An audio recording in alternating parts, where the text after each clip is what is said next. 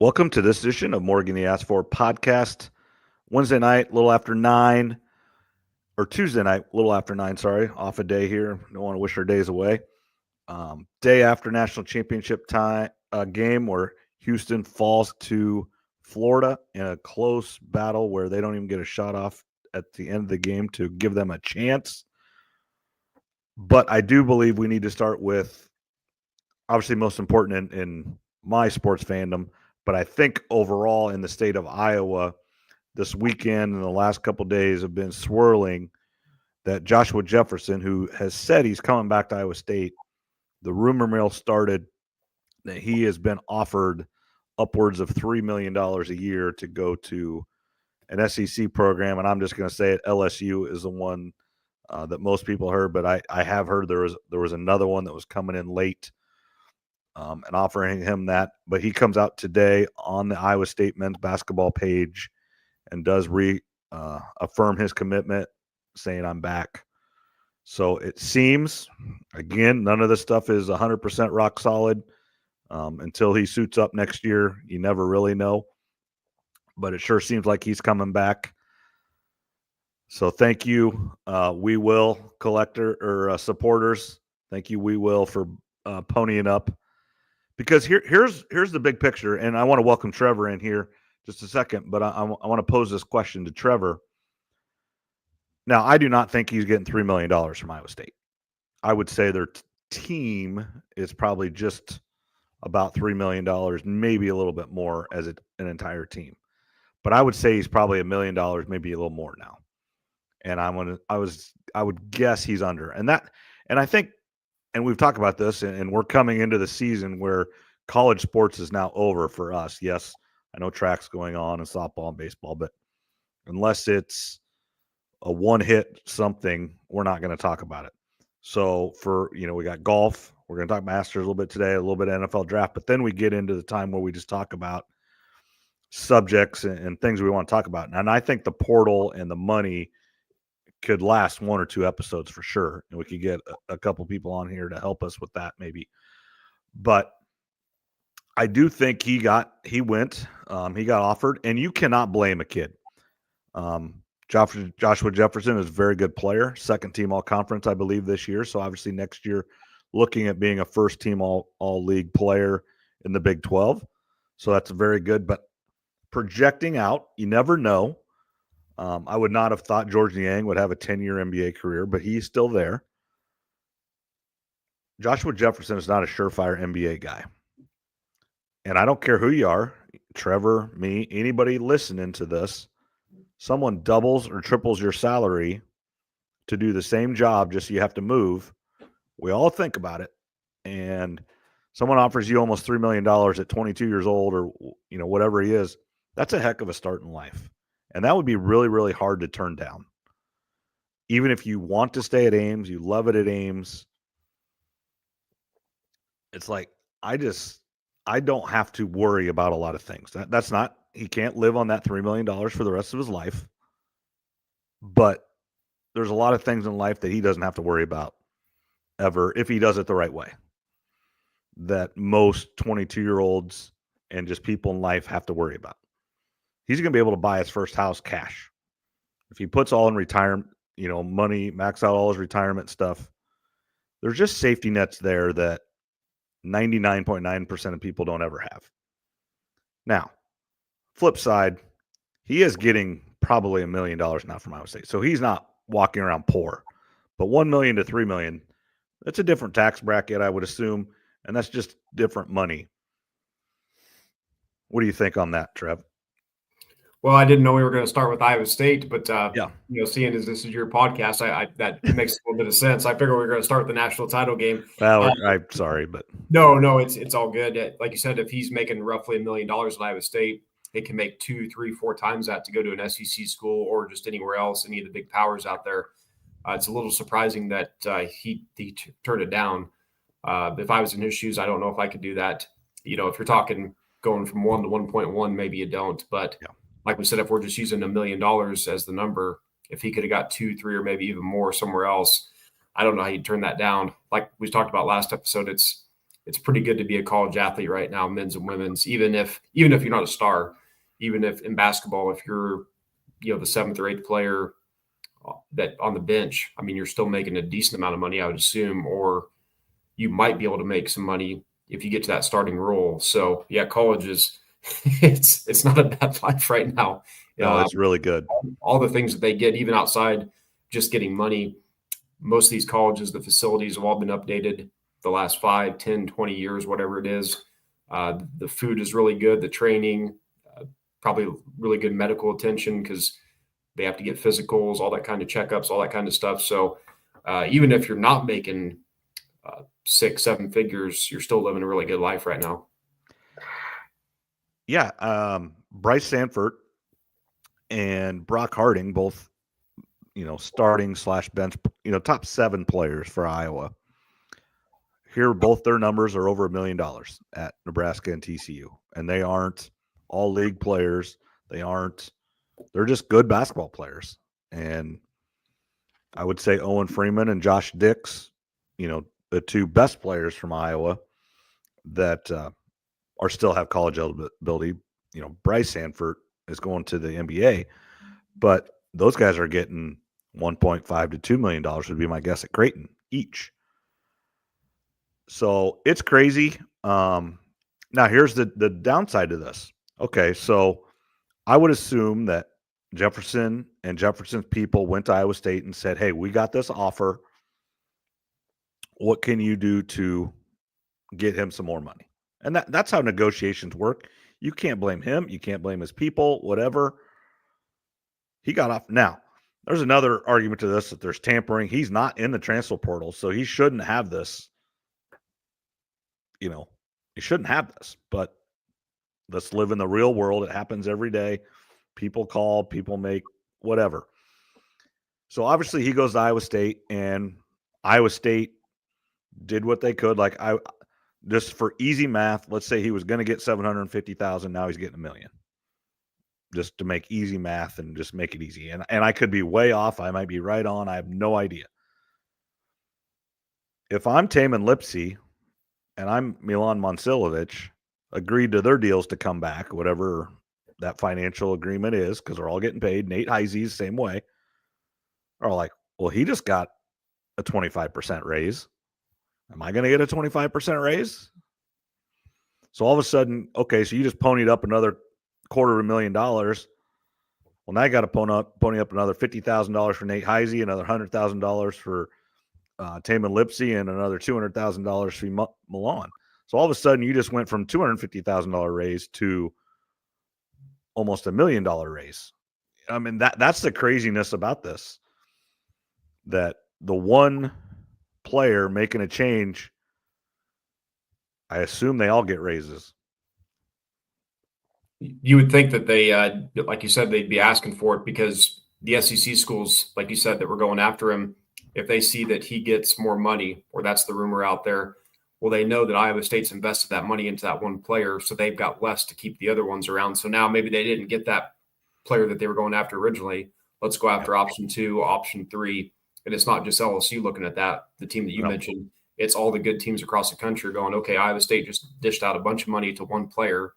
They probably have less money in their pool, whatever we're calling it now. In the NFL's there's a salary cap. You can see what each team's spending, so every team knows. This, I don't think other colleges really know for sure, at least not yet. That's where we need some guardrails put in place. But it's just, obviously, it's just common sense. If they're up in the money for one player, other teams across the country know there's probably less money for the remaining roster, so now they can go after them. And I believe Iowa State right now has 2 open scholarships. And there's some theories and some talk that they might not fill them. They can't afford them. They just paid these guys all more money. Well, that was your 2 more guys on the bench that you could have paid. That's the reality of it too. Now, I do think you want to keep I would always keep one scholarship open until the season starts. And then you give like a walk on the just yearly scholarship, because you never know when they transfer. Like last year, Tony Bennett quit a week before the season started or whatever it was. And I would assume those players could have transferred right away. And if you have a spot, at least you have an option to go get those guys. You may not want them, but at least you have an option. If you're all full of scholarships, you don't have an option. So I don't know how all that works, but I do think that is in play, not filling every scholarship spot because of budgetary concerns. There is only a finite amount of money each school has, and each school is different, but each school still does have a finite amount of money. Yeah, and speaking of the roster spots, maybe you've got one or two open, but you're targeting a player or two out there that's thinking about coming, or you've got a couple other players that for sure want to come. What do you do? I mean, that's a tough decision for the coaching staff too in the university, where you can bring in a player for sure to fill that spot. Might not be as good or projected to be as good, where you know that you've got a coin flip chance to get this really good player at some other school across the country. So that's a whole nother challenge too. Yeah, I mean it's crazy to think about in college sports, and they're getting hired. You need a GM, and the Moneyball guy, whatever that guy's name was in Moneyball, but salary cap numbers guy. You're building a roster with a salary cap. I mean, I know it's not called that, but that's what it is. And Bill Belichick at North Carolina football just straight up is doing it just same way he did in the NFL. He brought in a guy that's going to run it as a GM.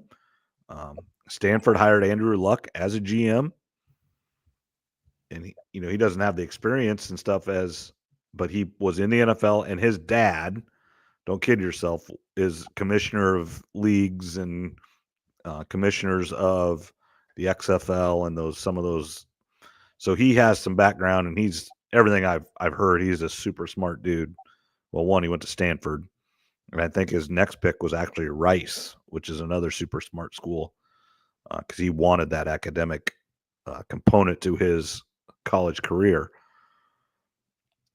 But you just have to have people that know that, and it's only problem is the calendar doesn't make sense. There's no cap. There's no transparency on who's getting what. I mean, I'm just going to use him as an example, but what's to even prove that there was any truth to this, that he was getting $3 million from LSU? Is there really proof of it? Probably not. But he goes to Iowa State and asks for it, so you have to believe him. Yeah, he can lie about it. Maybe they offered him 1.5, and he went back and said they offered me 2.5. Right. The art of negotiation right there. You always say you want a little bit more, or you want a little bit more. So that definitely could happen. And you're right with the salary cap. There's a salary that each university have, but there's no cap, right? Because nobody knows what everybody has. I'm sure all these teams we talked about during football season got a spreadsheet. Hey, here's what these positions are averaging. Mm-hmm. Quarterback compared to a left guard, or quarterback compared to an outside linebacker, or a backup across the country. What's the rough number that we think we're going to have to spend? And it's probably a lot of a guessing game at times until you really get that player in an interview, ask them what they want, ask them what it's going to take to get them there. Until you get to that point, I'm sure it's a lot of guessing. You could be off by 50, 100, maybe $200,000 on any given player at a time. And then you got to make a decision. Can we even afford that player? Yeah, it's nuts. I do think that's enough on that topic. I know I kind of brought that out of left field, but that was, and they put out a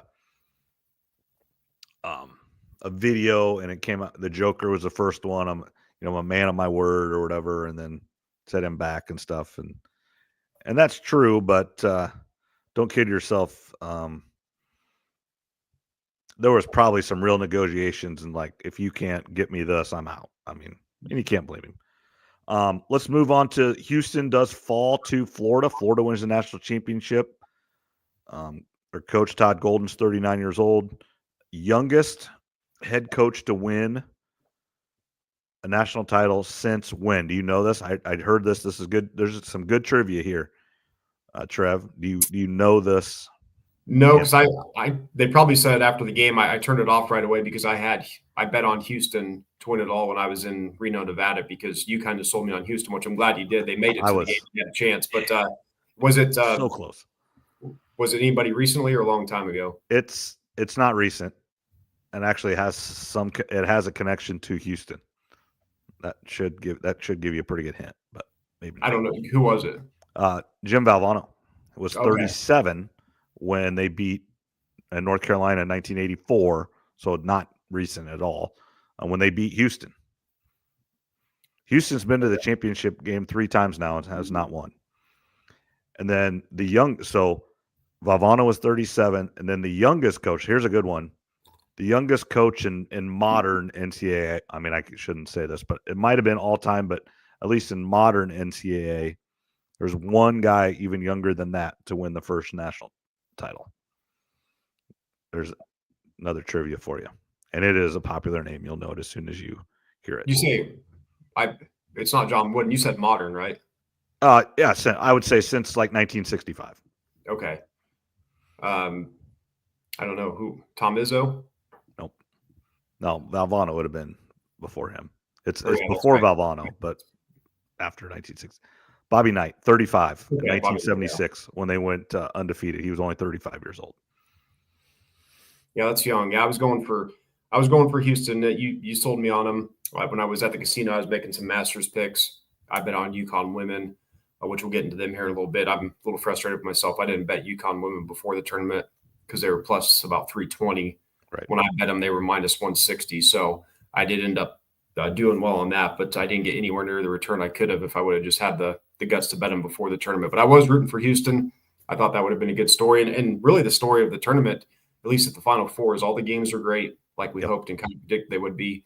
And every team that was down at half came back and won. So when Houston had that 3-point lead at half, I'm like, well, Florida's going to probably come back and win this thing. And I think that's the story is Florida came back double digits several times in the tournament. And they hit shots, and there's this one wasn't as crazy as like when they came back and beat Texas Tech in the Elite Eight to get to the Final Four. They didn't miss shots. They went 4 for 4 from 3-point range in about a 2-minute stretch and made one heckler run. This was just as much, if not more, on their defense. Houston had 5 turnovers in the first 38 minutes of this game. And then about the last 90 seconds, they had 4 turnovers. They turned it over the last 4 times they had the ball. Didn't get a shot off on any of them. Right. And, the one was dribbled off Sharp's. He reached in, and you could make an argument it was a foul, but it went off his knee, and it was the right call, and it went the other way. And then that last play, obviously great closeout. And, they didn't even get a shot. And Florida did just enough, hit enough free throws. It's just I didn't think Florida had it in them. I thought Houston was just a little tougher than them, but I was wrong. Florida was tougher than them in the last minute of the ball game, and that's why they won. Yeah, that's the worst way to, in my opinion, for a team to lose, especially a title game, is to not get a shot off there at the end, right, where we had that happen. I mean, if you lose on a buzzer beater, obviously that's heartbreaking, but you know what happened. Or if you get to take the last shot and it doesn't go in, it's like, well, at least we got the shot off. It just he had a chance. Yeah. To not even get a shot off, that's going to live with those players forever. Like if we just could have got the ball in the air, what would have happened? And then obviously that never took place. So in my opinion, that's the absolute worst way you can lose a big game like that. Yeah, and obviously they were going for the win. They were not going for the tie. I would like to see them go to the basket, and then if they kick out and get a good shot, that'd have been fine for the win. But at least attack, get the basketball into the lane, and then see what happens. Yeah, I noticed that too. It didn't really seem like they were trying to do that at the end. I know Walter Clayton Jr. for Florida. It seemed like every time I watched him in the tournament, he was making some big 3-point shot. I mean, just he was covered a bunch, shooting off one leg. It seemed like a lot of times throughout the tournament. Walter Clayton Jr., I mean, he made every time I was watching, it seemed like he made a big shot for Florida.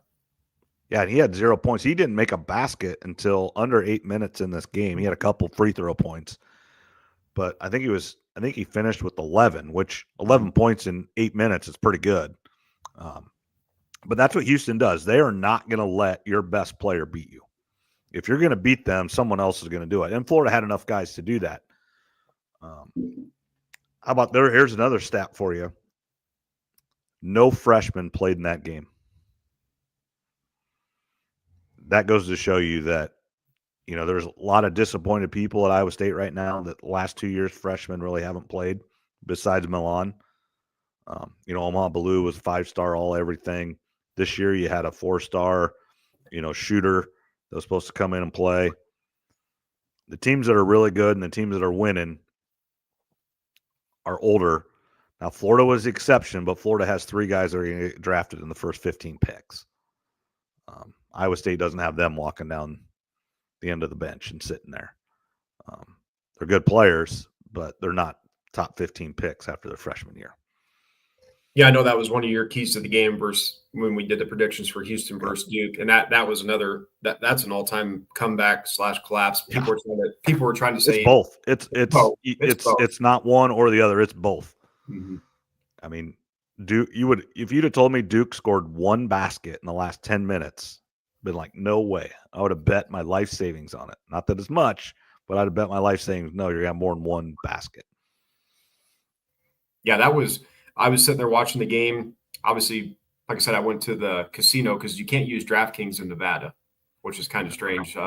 They want you to get to the casinos. Well, you can use other ones. So I downloaded William Hill. I haven't had that since Iowa, but then I'd say it's just like you got to go there and get your picture taken. I'm like, okay, whatever. So I had a meeting with a customer, and then I went to the casino to William Hill after, and so I made my bet on Houston. Because I wasn't going to pick Duke and I wasn't going to pick Florida because that's who everybody was picking. So it came down to Houston or Auburn. You mentioned Auburn had the injury, and I just thought what Houston did to Tennessee in that Elite Eight game, they looked the most dominant. So I was like, all right, I'll roll with Houston. That'll be my one team to bet on. And then when they're down, whatever it was, 12 points there against Duke, I'm just thinking, well, this thing's over. Not that I throw my tickets away. I keep them all in an envelope, but I'm like, well, that ticket's, worthless now. And then slowly but surely they come back. I thought it was over for sure when he got the technical for reaching in on the inbound pass. I'm like, well, this game's over. And then toward the end there, they got that turnover and he got a little bit of life again. Yep. And that's just an all-time comeback, choke, flounder, whatever you want to call it. But like you said, it's a little bit of both for both teams. Yeah, and you could make the argument it was the same here. I mean, Florida made some good plays, but Houston did choke it away a little bit. Now here, I want to get your feelings on this. I know a lot of people get on Iowa State fans. We complain about the refs a lot. But what do you think of this? 4 fouls called in the first half, 26 fouls called in the second half. And there was a stretch there where Florida had 4 fouls in like 9 seconds. And then Florida got the technical, and then it flipped. And it went – Houston had about 4 fouls in about 2 minutes. It wasn't near as fast, but it just kind of switched. I do think the officials truly went into halftime and said, we have to change this. And that's not fair. And that's not right. A foul is a foul the entire time, the entire game. And that's what I don't like. Those officials went in and changed the way they were going to call it at halftime.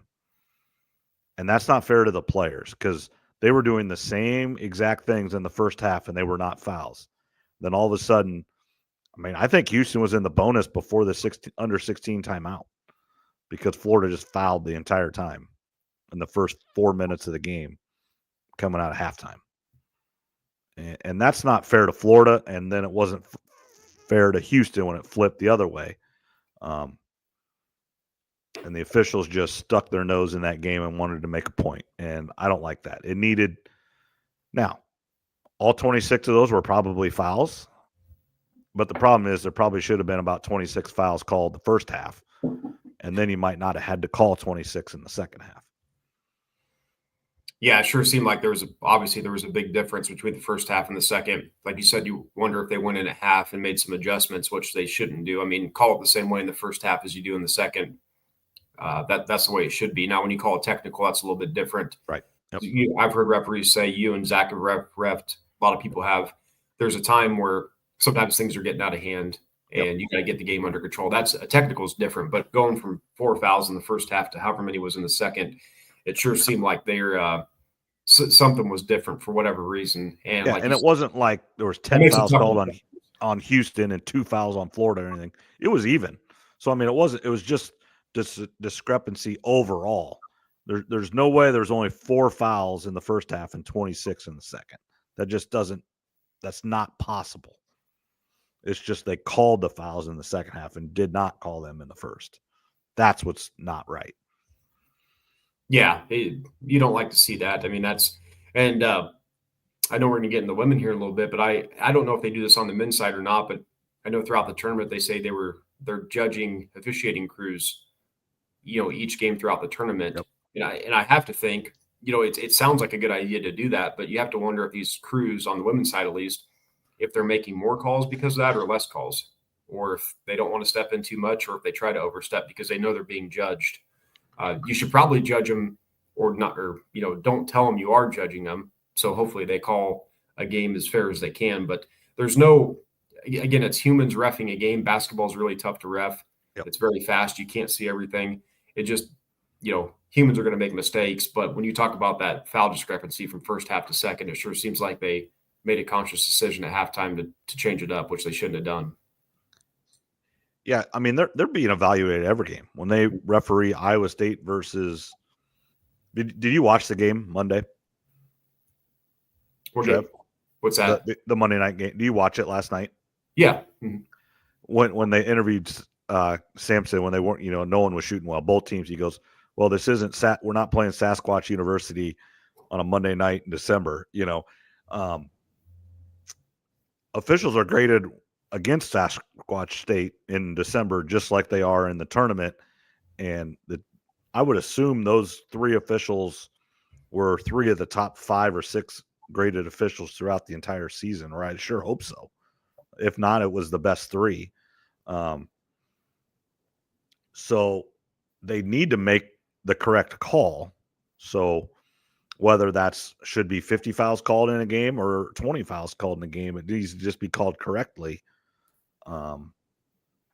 So they're graded accordingly. That's what needs to happen, but it did not happen Monday night, and that was too bad. Yeah, that was one of the few negatives of the tournament, or the championship game, at least that I could think of. And then of course Houston not getting a shot at the end. Yep. But other than that, though, the Final Four, the championship was great. I thought overall the tournament did really well. I saw the ratings were up. We're going to talk about ratings here a little bit on the women's side, but I was really happy with the Final Four, how it turned out as far as the competition on the court went. It was the 4-1 seeds. The games were all really good. Every team that was trailing at half came back and won, so there was drama in that aspect. The refs got a little bit too involved in the second half of the championship.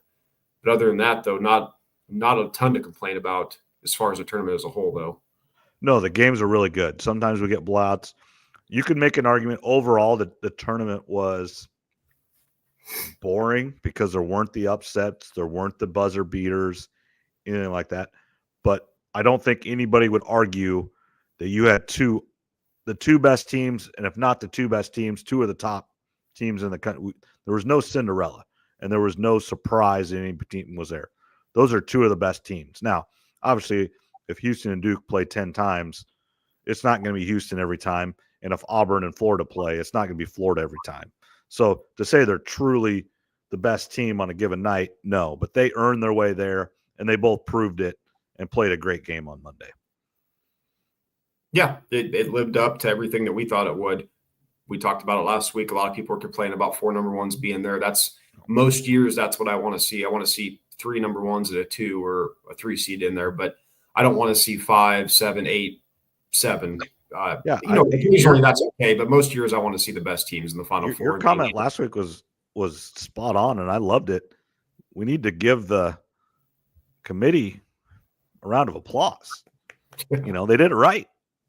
Yeah, nobody ever does that. That's not the cool thing to do. It's always just – and listen, as far as football and other sports go, it does seem like the committee messes some stuff up. That's going to happen when you have a committee. Sometimes, like we like to joke around with Zach, sometimes you need a dictator to come in and just say this is how it's going to be. But when you've got 10, 12, 15 different minds and opinions going into something, it's always going to be a little bit skewed. But, yeah, no, the committee got it right. All 4 1s, 3 2s, and a 3 seed in the Elite 8.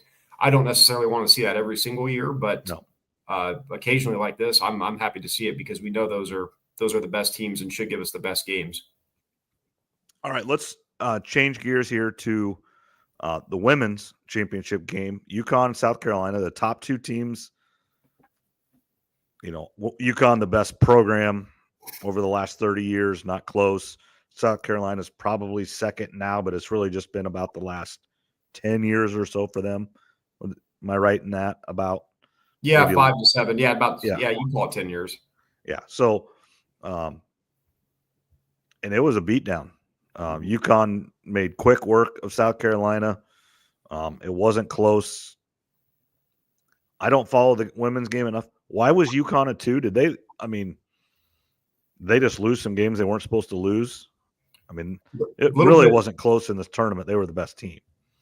A little bit weaker of a conference, some people thought, and then I think UCLA and USC were overrated a little. Looking back on it, UCLA's got some good players, but I wonder about their coaching sometimes. There was a lot of people that thought UConn should have been a 1 seed. Obviously, looking back now, they should have been, and they hit their stride really at the right time. It was the revenge tour for Paige Beckers. Yep. Gino, I think, was this how many championships? Is he 12-1 all time in championship games? 12. He has 12 titles, and we're going to get to that next year. But yes, he has 12 titles since 1995. 12-1 in championship games. He only lost one about 5 years ago, I think it was, to Don Staley. Or 4 years ago. Was that Don Staley, or did they lose? It was Notre Dame that lost to Mississippi State, wasn't it? Maybe that was just in the Final Four on like a last-second heave or something. I think you're right. I think Gino's only loss did come to Don Staley, but I'd have to double-check it. But regardless, they just cooked throughout the tournament. They couldn't be stopped. And like I said, when I bet them when I was in Reno at the casino, it was before the Final Four games had been played, and they were minus 160 to win it all. I don't really like those minus numbers, but I threw a big bet on them. That's how confident I was. Now I messed up on the Texas SC game. I thought Texas would make it, but regardless, UConn was clearly the best team. Yeah, the game was never close. Don Staley sat most of the game and didn't even, because they were just outmatched. I mean, she knew it. Everybody knew it. So let's get to viewership for the women. Let's go back 1 year. Semifinal game. UConn is playing in the same semifinal game against the Iowa Hawkeyes. 14.2 million people watched that game. This last Friday night, semifinal game, UConn versus number 1 UCLA, the top overall seed in the tournament. And I know you can have an argument whether they should have been or not, but they were the number 1 overall, number 1 seed in the tournament, 4.1 million. So over 10 million less people watched the exact same game with half of the same exact team. So just replace UCLA. It's still Big Ten team. UCLA, I don't know their women's history, but obviously UCLA basketball has great history. 10 million less people for the same game. Yeah, so I think this Final Four and then the championship, kind of combining them both, I think this was the third most watched of all time. But yeah, and that is the argument that people are making, is and overall it's still great. Mm-hmm. But it is not Caitlin Clark great. Yeah, I mean, it shows that the women's game is growing, which it is, but it also shows you that everybody's just kind of full of crap when they say it's not, that Caitlin Clark isn't, the biggest reason. She is. Obviously, we see that in the viewership. The numbers prove it. She's the biggest reason, even though both things can be true at the same time. The women's game is growing, but the biggest reason for it is Caitlin Clark. The numbers are right there, and I'm sure people over on ESPN will try to deny it or not even bring it up. That's what they like to do, or try to skew the numbers. So both things are true. Caitlin's the needle mover. There's no denying it now. I know it's going to upset some people, but Paige Beckers, like you said, and UConn were in this game a year ago in the Final Four. You just replace Iowa with UCLA, 10.1 less million viewers. There's really no argument. Yep. All right, and then now I want to get to this other stat, which we kind of just touched on with Gino, but UConn is the king of college basketball in the last 30 years. So essentially 60 championships, men and women, and they have 18. Gino has 12. The women have 12, but the men have 6. Actually, the men almost, it's not as impressive, but it's really, really impressive. They have 6 championships in now 26 years. Going into last year, they had 6 championships in 25 years. from 99 to 2024. So one every 4 years they're winning a title. And this would have been the first time since 95 that a group would have graduated from UConn without a championship if they wouldn't have won that game, I believe. Because I know they said Paige would have been the only all-time great to never win a championship at UConn. Yeah, to me, what both are obviously extremely impressive. What the men have done, in my opinion, kind of blows what the women have done out of the water. I know a lot of people will probably disagree with that, but we know for a fact that the depth of players and good teams on the men's side is much deeper than the women's side. Part of that's a reason because women haven't been encouraged to play sports as long as men have throughout history. So it's gonna take time, which is happening right now, for the women's teams to be more diverse, more depth, where more teams have a chance to win it. So both are extremely impressive, regardless of if you're a fan of UConn, men's, women's, both, whatever. The last 25 years, you're doing about as well as any fan can of the major sports. Oh, absolutely. It's not close. And then just throw Florida in there. Mm-hmm. They have 3 championships since 2007. I think they won 7 and 8, and then this year. So in 15 years, less than 15 years, they have 3. It's pretty good too.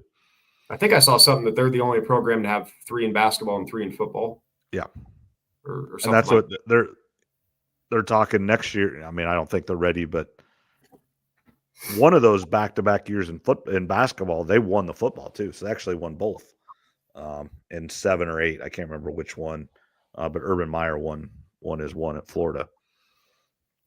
Yeah, so Florida is one of the best all-around schools, you know. And the thing about UConn men's basketball is, you know, they didn't win championships going back to 1960s or 70s or 80s like North Carolina or Kansas. Duke, I think, started really in the 70s. They were already pretty good when Coach K got there. They were in Final Fours. I don't know how many championships they had or if they had any, but they were in Final Fours before Coach K got there. Now, he changed the program and changed it so they won championships, but I still think he only has 5, I believe, and UConn has 6 under 3 head coaches. Calhoun's got 3. Kevin Ollie has 1, and then Hurley has 2. I believe that's how it worked. It broke down. Yeah, I believe Coach K's got 5, like you said. So yeah, it's extremely impressive what they've done. I mean, that's a basketball powerhouse there at UConn, both men's and women's. Looking at a couple future lines for the women's championship next year, if you're just looking ahead at odds, USC is 12-1. Now, part of that is how soon does Juju Watkins come back, and she might not be ready to play right away until Big Ten tournament time, potentially, depending on what her recovery looks like. I mean, that's an ACL can be about a full year or less, probably nowadays. It's getting less. I would say she's gonna. I mean, full go 100%. Maybe agree not till a year, but she'll be able to play as long as everything goes correctly. Now, this is when no setbacks or anything. 6 to 8 months now is really the. So she should be able to play right away. Now, I would assume she's going to be on some minute restrictions, and they're going to watch it. But I'd be surprised if she doesn't play from the start. And that is the one that we did not get to see that could have changed the entire tournament if she doesn't get hurt. You know, her against UConn in the Elite 8, I believe that's when it was, right? Yep. That would have been a great and a different game. Now, I do believe the way UConn was playing, they still win the game. But when you have a player of Juju's caliber, she can win a game for you. Mm-hmm. Yeah, she's good enough to do that. So I think there's some value there at 12-1 if you think she can come back healthy. If she plays, a little bit during the season, gets her legs under her, and then's ready to go the last few months, 12-1 is pretty good odds. If you're looking for a long shot, Oklahoma at 25-1. We know they've got the number 1 recruit going there. Got some players coming back. So Oklahoma looked good, even though they got ran out of the gym by UConn in the second half, which basically everybody did down the stretch. So I think those are two teams to look at. And then one last thing on women's basketball. If you're looking for a future bets, get those Caitlin Clark MVP bets at plus 230 right now. Is there anybody on her team that would take votes from her? Probably not this year. No, I mean, they'd be long shots if they're going to. Kelsey Mitchell, she could lead the team in scoring, but right. as far as everything that's else, not what I'm asking. Yeah, no, it's and you would know that. I mean, that's sometimes what happens is you get a couple really good players, and 5 or 10% of the people think it actually is the other person, and then neither one of them end up winning just because it divides it up. Yeah, I know what you're saying. That shouldn't be the case. So I've already made a bet on her to be the league MVP at plus 230. So that's one thing to look out for as far as basketball wrap ups. Thanks to everybody for joining the brackets, the men's and women's side. Yeah, so let's go through that. For the women's, Laura won it. Now, here's the thing. I was in first place in both of them going into the final game, but I went 0 for 2 in picking the final game. So I did not place in either one. Laura won the women. No, she got third. Sorry, she got fourth, third. Technically, I got third, but remember, I didn't pay out. Right. You and I couldn't get the winners, so I paid out Laura for third. So she got third pay. Second was Zach, who is on here, and then the winner was the real Tay Howard, original starter of the podcast with me, and we had a discussion, the three of us, that we're going to try to get him on here relatively soon as well, to talk life and the gambling and poker that he does and everything. So that'd be good. So that was the women's, and you paid them out. For the men, the winner was Laura. So she won that one. And then second was Kyle Kramer, who I teach and coach with down in Ottumwa. Then third was Brian Snicker, the Fairway Meat Manager. So those were the three winners of the men's and women's bracket. Again, thanks for participating. They each got a little bit of cash from us, and thanks to those of you that support us and listen and tune in, and we do appreciate it. Yeah, no, that was fun. And one last thing about Laura, no, I've got a couple of people interested. I'm going to run a cheap, fun little WNBA fantasy league this coming season. So the draft will be in May sometime. We're looking for some people to join. We need a couple more at least to get to about 6 teams. So it'll be something maybe like a cheap little buy-in or something, nothing crazy. It's just to get some more people interested watching, and something fun to kind of keep track along during the summer for the WNBA season. Yep, sounds good. Yeah, just send us the information, and we'll probably participate. It looks pretty simple. I mean, it looks like you set. I've done fantasy NBA 1 year, and I forget how it works, but I think you set your lineup once a week. Yeah, like you do in the NFL. Then the games play out during the week, and then on Sunday or Monday, whenever you just set it again. So I don't think it's going to be too overly complicated. Yeah, I did one that was baseball, and it was every day. It was the worst summer of my life. It seemed like it was so bad. I was like 22 years old, so it was bad. It was just think about halfway through the season, I just said heck with it. Yeah, baseball would be tough. I mean, there's so many games. Basketball, like I said, I think it's just you set your lineup once a week, so you can set it, forget about it, and hopefully just kind of something to help keep track of the players in the league during the season. Okay. All right. Now it is a tradition like unlike any other. It is Masters Week. And Jim Nance was last night in San Antonio cheering on his Houston Cougars. He was a golfer.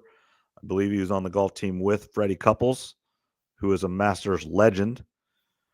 And Jim Nance made a little bit of news a week or so ago saying 2036, I believe, will be his last. I mean, who knows? I mean, he just kind of said that'd be a nice way to go. I think he didn't even say that was going to be the end. I just think he said that would be a nice time to go out. 100th anniversary. And it would be. I mean, that's not wrong, but 2036 seems like forever that it's there, but it really is only 11 years. Yeah, 11 years is a long time, but it'll it'll be here in the blink of an eye too if you and I are both around to see it. Hopefully, knock Yeah. on wood. Same for him, of course. Yeah, that'll be kind of sad whenever his last year I do is. miss him. Ian Eagle does fine, and he does great. But hearing Jim Nance do the Final Four for 25 years or whatever it was, 30 years, you do miss his voice. Because it's just one of those, it's a big game. And I just haven't watched Eagle enough to realize it's a big basketball game. Now, I understand, he does his football just like Nance does. I mean, it's just he hasn't done it long enough to be the voice of the Final Four yet. Yeah, that'll take some time. But for golf, they've got some time to start prepping to find out who's going to replace Nance someday. So they've got plenty of time, and maybe it'll be someone that they don't even know about yet. But Right. yeah, it is Masters Week, so I know we talked about it. I don't think you have either. I haven't watched a ton of golf this year, so no, I'll be honest. I haven't watched any. I mean, almost zero. I do like on I use CBS Sports app for my scores and everything. I do follow along. I see, Rory's won. I see who's won on Live, and I do follow. But to actually sit down on a Sunday afternoon or a Saturday afternoon and watch, I haven't. I haven't watched any of it. So to say I'm super educated on who is playing the best and who is doing everything the best, I'm not there. And we've got a draft tomorrow night, and it's going to be a crapshoot. Yeah, I haven't watched a lot either. I know this year I'm in Anaheim right now, so Thursday and Friday, or at least on Friday afternoon, I probably won't be watching a lot. But this weekend, I'll be staying in the Phoenix area, so Saturday and Sunday that'll give me something to do when I'm just hanging around at my hotel. But yeah, I was kind of looking at some of the betting odds. That to me, that's the most fun to talk about. You can get Colin Morikawa at 18-1 right now. I think his last 3 tournaments there, his average finish is 6. So he likes the course. Brett sent some stat that all these different numbers, he's doing really well. He's one of the betting favorites, of course. And then if you're just looking at top 10s, he's plus 130 to finish top 10. That's obviously a lot better bet to try to hit than to try to hit the outright winner. A few more of those. My guy Cam Smith, he's plus 360 to finish top 10. 4 of the last 5 Masters, he's finished top 10. So he's got a history of that. He's played well there. He's one that plays well there that hasn't won. Rory, always deep down kind of cheering for him. That would be the career Grand Slam. I still remember him on 10 hitting it way left out of bounds when he had it in the bag. But he had a horrible back 9. That was many years ago. I think he hadn't won any majors yet.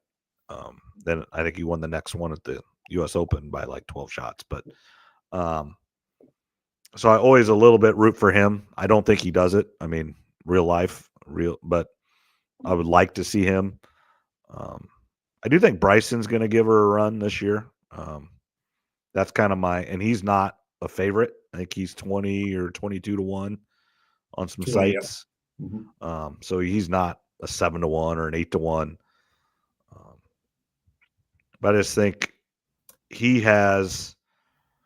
everybody knows who he is now. He's came out of his shell. He is weird. He's eccentric, but he's grown up a little bit too. And so he's not maybe as eccentric as he was 5 years ago or 6 years ago. And then, he tried the long drive thing and tried to, do all that stuff. And now he's just normal golfer back to being just trying to win golf tournaments and make money and make YouTube videos. And I like him. I like the YouTube videos. I like the crazy things he does. He tries to break 50 with famous people and use clubs from Walmart and hit it over his house. And I don't know. I'm a big fan of YouTube. I like YouTube, so I watch a lot of YouTube actually, and I like those videos. Yeah, I wouldn't be able to live without YouTube. I watch. Yeah.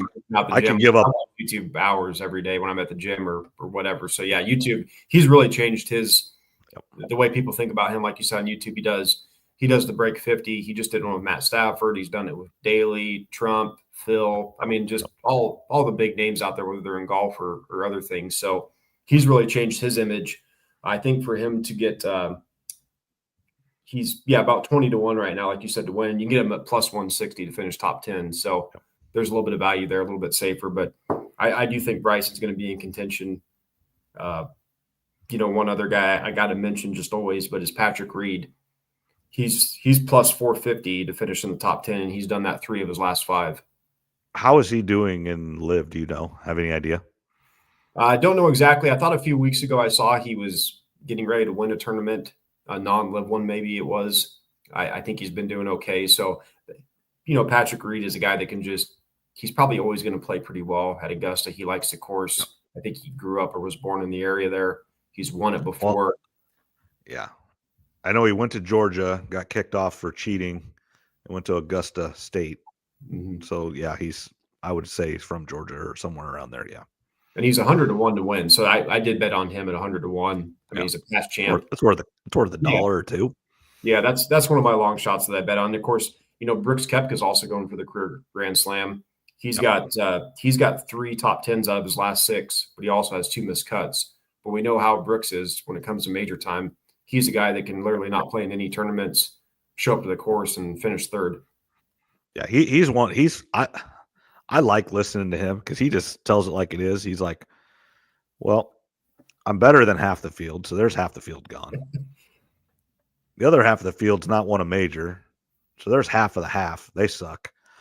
And then I'll play with 4 of the others. I'm better than them. I'll beat them. And then it comes down to a few shots at the end. He's not wrong in that either, but he just comes out and says it. Yeah, that's why he's one of the best of the generation. I mean, that's his mentality. So it's the Tiger theory too. I mean, Tiger's the same way. Tiger was better in 3/4 when he walked on the course. So he wanted to beat a quarter, and he was going to play with some of them. So they're done because he doesn't lose heads up. And then it comes down to a few shots. I mean, not rocket science.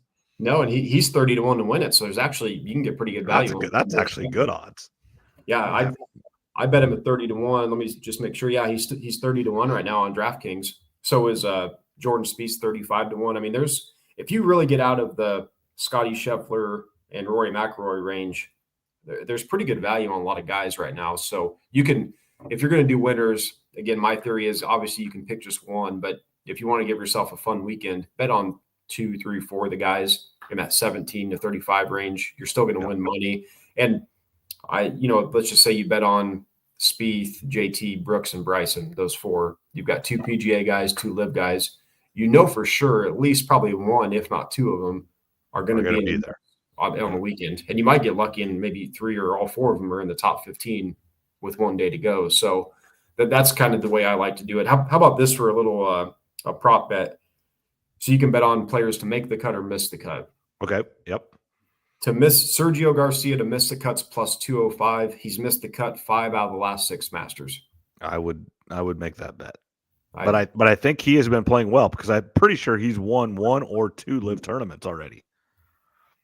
Yeah, I think he is playing better, but I wish I would have. This was just something I looked up a little earlier today. I can't make the bet because I'm in California. Oh. So you can't bet here, which is a little bit goofy for California considering that's really weird.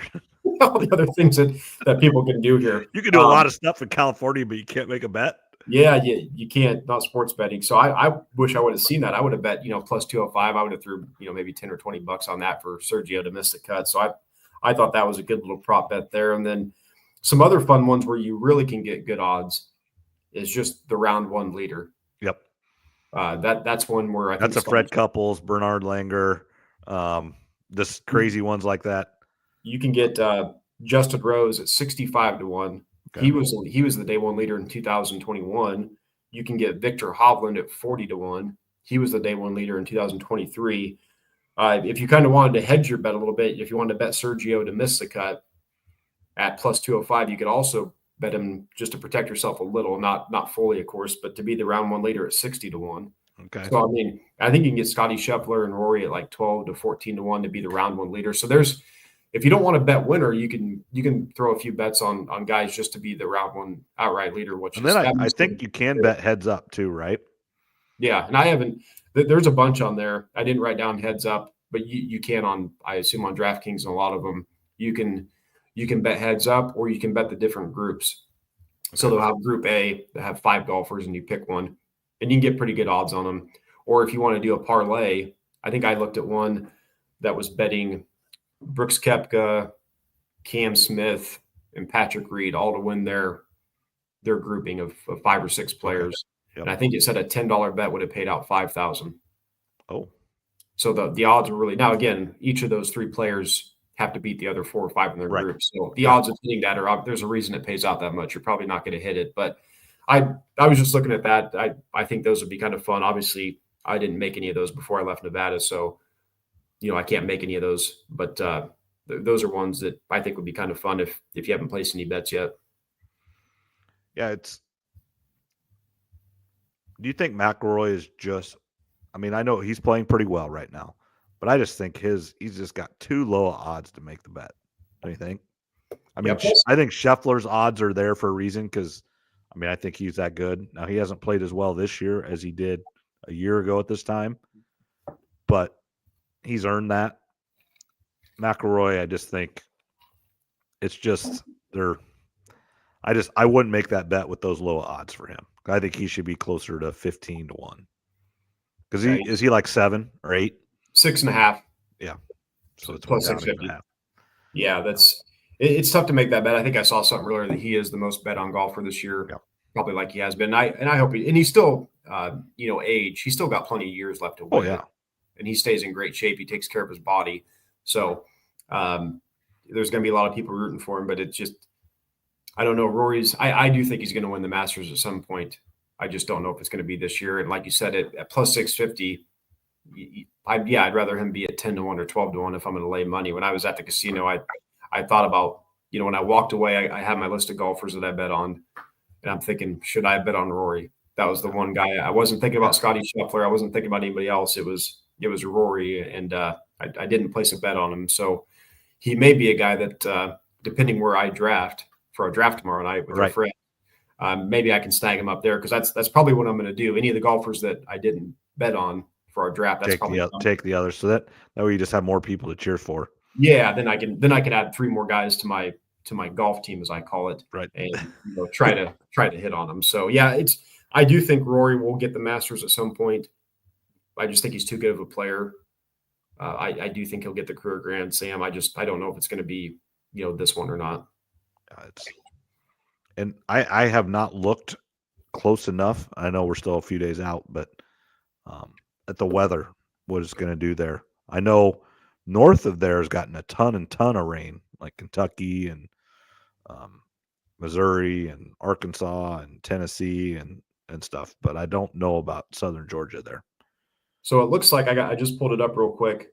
Looks like there's a Thursday, Saturday, and Sunday should be fine, and there's a 65% chance of rain on Friday. So I was going to say if it was, the weather could change, of course. If it rains late Wednesday night, or if it's going to rain on Thursday, that brings that round 1 leader in.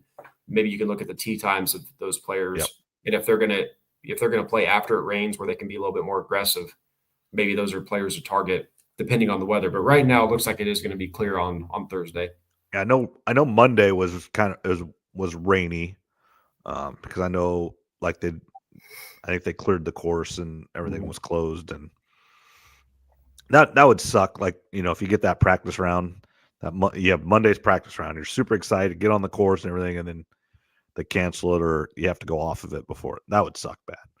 Yeah, that happened to our friend Brett. To his dad, Paul Foster, won a practice round, and he went one year, and I think he was on the course for maybe an hour, and then they had to leave because of the weather. So that would suck. I mean, I'd still make the trip for it. I've always thought too, you got to apply do you apply for the tickets every year for the lottery to win them? So I've always thought, how would you do it if, let's say, you won 4 tickets to Thursday, Friday, Saturday, and Sunday? What I would want to do, because I assume the person that wins has to go each day, I'd want to take 3 different friends each day if I could, if they can make the trip. That way, lots of people get to experience it. Yeah, it would be. Did you hear that story of the guy that they took his tickets this year? He won tickets in the lottery, made the plane ticket, made reservations at hotel, whatever he's doing. And then about a week or 10 days ago, he got a letter from the Masters. Your ticket is revoked because we saw your ticket online being sold, and you are removed from ever getting a chance to get tickets again, and you will never be on property. And he's like, I didn't do it. And they won't answer his call. They won't answer an email or anything. And he is saying that he went and found somebody on Facebook, made a copy of all his stuff, and then put it online that he was going to sell it, and it cost him his tickets. Well, That would first of all, suck really bad. that would suck. And that doesn't surprise me that the Masters did something because we know how they are. They're protective about everything. Second of all, yeah, that would be absolutely terrible if that happened to you.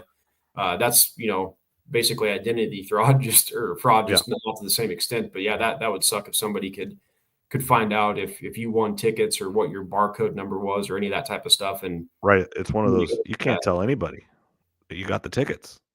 Or you don't show anybody, that's for sure. You keep them sealed away. I don't even know how that would work, but yeah, I didn't read that story, but that's a once in a lifetime trip. And then now all of a sudden you don't get to go, and the Masters are telling you not only do you not get to go, you never get to go potentially. Right. And who knows if they'll ever, now if this blows up big enough in the media, I'm sure they'll get a hold of him and try to figure it out. He might get better tickets because of this, but I'm sure at first they were like, I'm sure they don't answer people's calls or get back to people. We know how selective they are. That would suck. Yeah, it sucked for just lots of reasons, and the main reason is just you don't get to go to the Masters, and then all the other identity theft and just all that stuff sucks too. But and the money, one reason is you don't get to go to the Masters. Yeah, that's awful. You hate that there's people out there like that do that stuff, but there is. All right. Last thing, the NFL draft is 2 weeks away from Thursday. So when the Masters starts, it is 2 weeks away from the NFL draft. That is coming on quickly. And I know you got a couple things on the NFL draft. That's one of your favorite events of the year. Yeah, draft is coming up.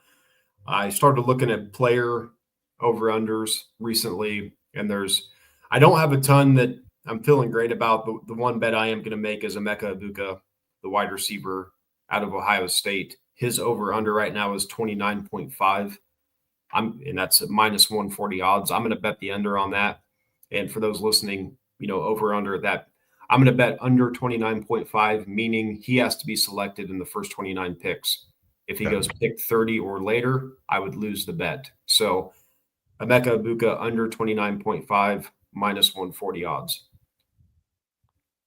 And then one that I don't know what to do with this one yet, but it really stuck out to me. Jackson Dart, quarterback out of Mississippi. His over-under right now is 24.5, and his under is minus 210. So DraftKings does think he will be a first-round pick. Okay. Betting odds. My initial thought was over, but when I saw the under was minus 210, that tells me the people out in the desert know something that maybe some of us don't right now. So Jackson Dart is looking like potentially a first-round pick as of right now.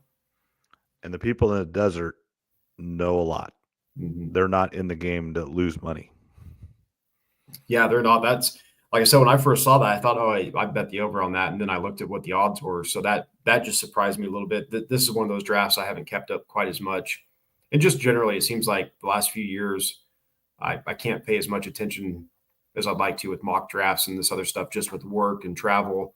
When I was a kid, I could spend a lot more time wasting time just doing that. So I don't get to pay as much attention as I'd like to on it. Those are two right now. Like I said, the Emeka Egbuka one I am going to make when I get back to somewhere where I can place the bet. And then one non-draft number that I did see, and this is a team that most of our lives, there's been an overcorrection the wrong way of they get overhyped, and it's the Dallas Cowboy win total. Right now it's 7.5. They won 7 games this year with Dak missing a bunch of time. And I would bet the over 7.5 at plus 105. I think it's shifted, and you and I aren't Dallas fans. We love to see them lose, but Dallas they're a pretty decently run organization. I know the Joneses get made fun of a lot, but they're usually not terrible. They're not a dumpster fire franchise by any means. Now they disappoint in the playoffs, which I'm okay with, but I feel like if Dak comes back like he's expected to, I don't see why they couldn't win 8 or 9 games. I know the division's better, but I would go the over on the Dallas Cowboys. I think this is one of the few years where I would take their over because I think there's been an overcorrection the other way now. Yeah, I mean, I just think, Dallas it's one of those. They're maybe not. They're similar to the Vikings. They're never horrible, but yet they don't get to the promised land either. They'll win their division every once in a while, not all the time. They get to the playoffs probably more times than not, but yet you also don't see them drafting first overall or second overall very often. Now they have, both of them have, but not. That's not their more times than not they're 8-8 or 9-7 or 10-7, whatever it is now. But when 16 games, they were always the 7-9 to 9-7 more times than not. Yeah, they're not the Jets or the Browns or some of these dumpster franchises. I mean, they're decently well run. The only thing that I can think of is their offensive line is not going to be as good. They lost McCarthy, and I'm starting to see some things out of Jerry Jones the last few years that remind me of Al Davis. Al Davis is one of the probably the 10 most important people in the history of the NFL. Oh, yeah. When he was younger. Now, his last 10 years with the Raiders, he lost his fastball. He got old. He made a bunch of bad decisions. My only hesitation is I wonder, is that happening to Jerry Jones right now? Is he going to kind of fade away like Al Davis did? Last year, he was speaking about players they wanted to draft. Brooks, the running back out of Texas. And then he obviously got drafted before Dallas can make the selection. So that's my only little bit of hesitation is I wonder, are the Cowboys and Jerry Jones kind of turning into what Al Davis did toward the end? But if that's not the case, I actually like the Cowboys over 7.5 wins at plus 105. Yeah, those are good. But as far as that, anything else on the draft, we'll start getting into that more next week. We'll recap the Masters, of course. The WNBA draft is Monday night. We'll see. The Fever got picked 19 and 20 in the draft as of right now. I looked at the mock draft the other day. Lucy Olson is projected to get drafted. She played an all-star game, so it'll be interesting to see if she does get drafted, where she goes. We'll recap that a little bit, and then the next 2 weeks, probably the next 3 weeks even, because we'll do an after-draft recap. Yep. We'll really be focused on the NFL draft. And we could do an extra one or two episodes if needed during the draft week for sure, if needed. Yeah, we'll see. We'll see where Shedeur ends up, if there's any big trades. Where's Ashton Genty go? What do your Bears do? There's a lot of unknowns other than really, Cam Moore should go number one. Yep. Outside of that, do the Browns or Giants take a quarterback, or do they both pass on a quarterback this year? Yeah. Just a couple, kind of getting some cool analytic things. I clicked on a button here that I hadn't clicked on before or whatever. 9 people watching us on Twitter or X. Thank you to those of you that are watching there.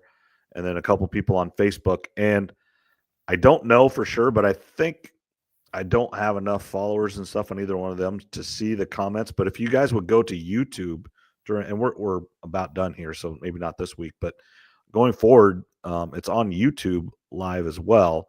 And in that situation, you can make a comment that we can see right away, and we could answer a question or just comment on a topic that you want us to hit or whatever. But thanks to those 11 people watching live, and then anywhere on Steve Shetler Media, thanks a lot.